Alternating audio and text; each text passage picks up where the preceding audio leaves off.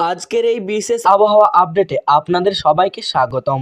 আকাশের পরিবর্তন, কালো মেঘের আনাগোনা, বজ্রপাত, ঝড় বৃষ্টি আর গরমের অস্বস্তি, সবকিছুর সর্বশেষ খবর নিয়ে আমরা হাজির হয়েছি। আজকের আবহাওয়া কেমন থাকবে, কোথায় ঝড়, কোথায় ভারী বৃষ্টি আর কোথায় বাড়বে তাপমাত্রা, সব তথ্য খুব সহজ ভাষায় জানুন এই প্রতিবেদনে। ভিডিওটি শেষ পর্যন্ত দেখুন এবং নিজের জেলার আবহাওয়ার খবর অবশ্যই জেনে নিন।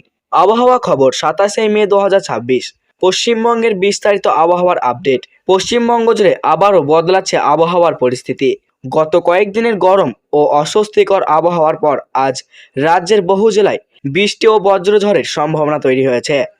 আবহাওয়া দপ্তরের পূর্বাভাস অনুযায়ী বঙ্গোপসাগর থেকে প্রচুর জলীয় বাষ্প ঢোকার কারণে দক্ষিণবঙ্গ ও উত্তরবঙ্গের বিভিন্ন এলাকায় কালবৈশাখীর পরিস্থিতি তৈরি হচ্ছে। আজ সকাল থেকে অনেক জেলায় আকাশ আংশিক মেঘলা দেখা গেছে। দুপুরের পর থেকে মেঘ জমে বজ্রবিদ্যুৎ সহ ঝড় বৃষ্টি শুরু হতে পারে।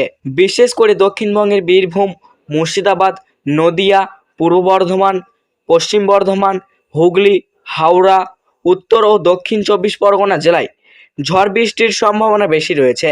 কোথাও কোথাও ঘন্টায় 50 থেকে 60 কিলোমিটার বেগে দমকা হাওয়া বইতে পারে। কলকাতা ও তার আশেপাশের এলাকায় সকাল থেকে গরম ও ভ্যাপসা আবহাওয়া অনুভূতি হলেও বিকেলের দিকে আবহাওয়ার পরিবর্তন হতে পারে।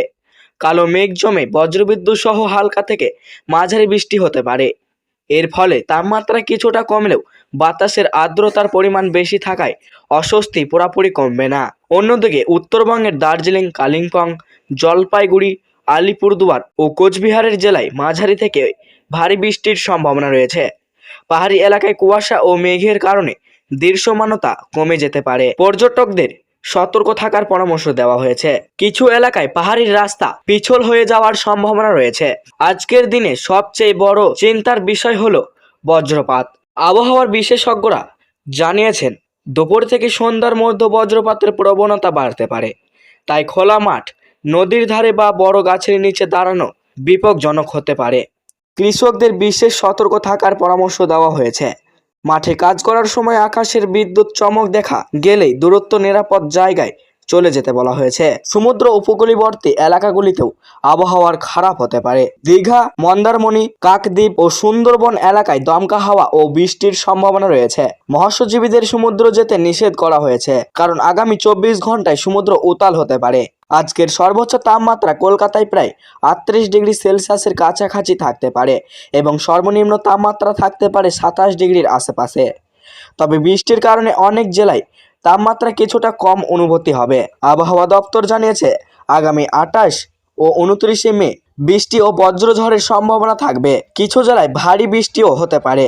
তাই এখন থেকেই সবাইকে সতর্ক থাকার পরামর্শ দেওয়া হচ্ছে। যারা বাড়ির বাইরে বের হবেন তারা অবশ্যই ছাতা সঙ্গে রাখুন। বজ্রপাতের সময় মোবাইল ফোন কম ব্যবহার করুন এবং নিরাপদ স্থানে থাকার চেষ্টা করুন।